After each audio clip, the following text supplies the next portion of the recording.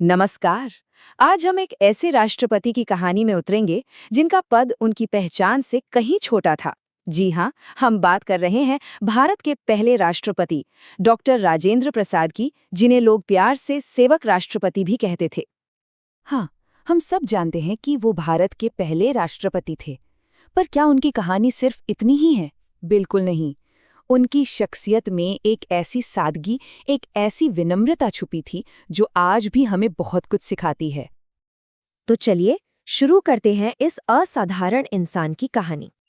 तो आखिर कौन थे डॉक्टर राजेंद्र प्रसाद? देखिए, वो सिर्फ भारत के पहले राष्ट्रपति नहीं थे, वो एक सच्चे स्वतंत्रता सेनानी थे, एक बहुत बड़े विद्वान थे और उन खास लोगों में से एक थे जिन्होंने हमारे भारतीय गणराज्य की नींव रखी। उनकी शख्सियत में ना एक बहुत ही दिलचस्प बात थी। एक तरफ वो राष्ट्रपति और भारत रत्न जैसे सबसे ऊंचे सम्मान पा रहे थे, तो दूसरी तरफ वो दिल से जीरादेई गांव के वही सीधे सादे विनम्र इंसान थे। और शायद यही उनकी सबसे बड़ी महानता थी। लेकिन राष्ट्रपति बनने से बहुत पहले उनकी जिंदगी एक बिल्कुल अलग रास्ते पर थी। एक ऐसा रास्ता जो उन्हें शोहरत और एक बहुत ही आरामदायक जिंदगी दे सकता था। जरा उनकी पढ़ाई लिखाई पर नजर डालिए। कलकत्ता यूनिवर्सिटी में फर्स्ट रैंक, कानून में मास्टर्स और डॉक्टरेट की डिग्री, और सिर्फ एक नहीं बल्कि अंग्रेजी, संस्कृत, उर्दू, फारसी जैसी कई भाषाओं पर कमाल की पकड़। मतलब एक शानदार आरामदायक जिंदगी उनके सामने थी, और कुछ वक्त के लिए उन्होंने ऐसा किया भी। वो कलकत्ता और पटना हाईकोर्ट के एक बहुत कामयाब वकील बन गए। सब कुछ सेट था, लेकिन कहानी में एक बहुत बड़ा मोड़ आने वाला था। और यहीं से उनकी जिंदगी की दिशा पूरी तरह बदल गई। ये वो पल था जब उन्होंने अपनी निजी सफलता को एक तरफ रखकर देश सेवा को चुना। इस बदलाव की सबसे बड़ी वजह कौन थे? महात्मा गांधी।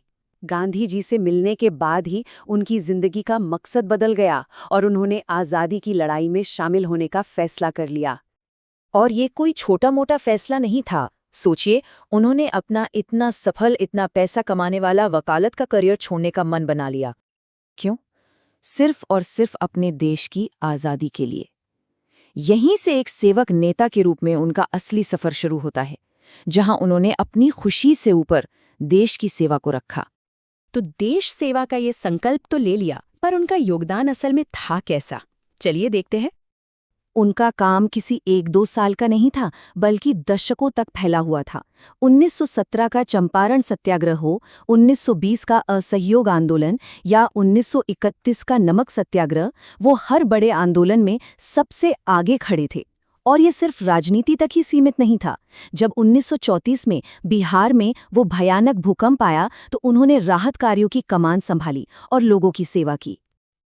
अब जाहिर है, देश के लिए इस समर्पण की एक कीमत तो चुकानी ही थी।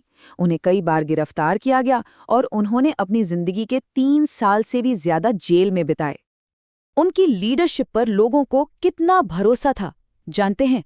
इसका अंदाजा आप इसी बात से लगा सकते हैं कि उन्हें 1 नहीं, 2 नहीं, बल्कि 3 बार भारतीय राष्ट्रीय कांग्रेस का अध्यक्ष चुना गया। ये उनके नेतृत्व पर अटूट भरोसे का सबसे बड़ा सबूत था। अच्छा, तो अब चलते हैं आज़ादी के बाद के दौर में, जब उन्होंने एक नए बने गणराज्य में सबसे ऊंचा पद संभाला। 26 जनवरी 1950। ये तारीख हम सब के लिए बहुत खास है और इसी ऐतिहासिक दिन डॉक्टर राजेंद्र प्रसाद को आज़ाद भारत के पहले राष्ट्रपति के तौर पर चुना गया। ये देश के सफ़र में एक बहुत बड़ा मील का पत्थर था। और यहाँ एक और बहुत दिलचस्प बात है। वो भारतीय इतिहास में आज तक के अकेले ऐसे व्यक्ति हैं जिन्हें 2 बार राष्ट्रपति चुना गया।